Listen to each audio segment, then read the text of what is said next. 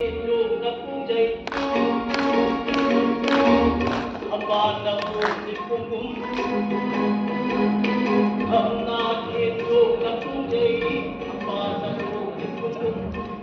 lambi chetna nushi patumpa Lightning lambi chetna nushi patumpa Pamja pamja hamna khetuna mujai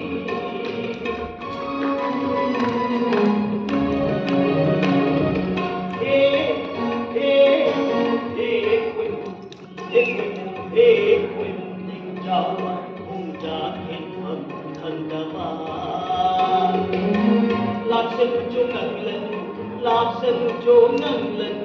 lại định bằng lòng cài lên đi để quên nên chào mừng ra kiến phẩm thần đà Laksan cho ngang lần lại định bằng lòng cài lên đi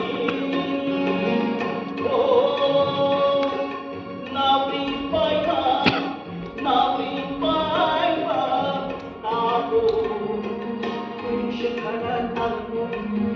shikara tamu diskutan matku tani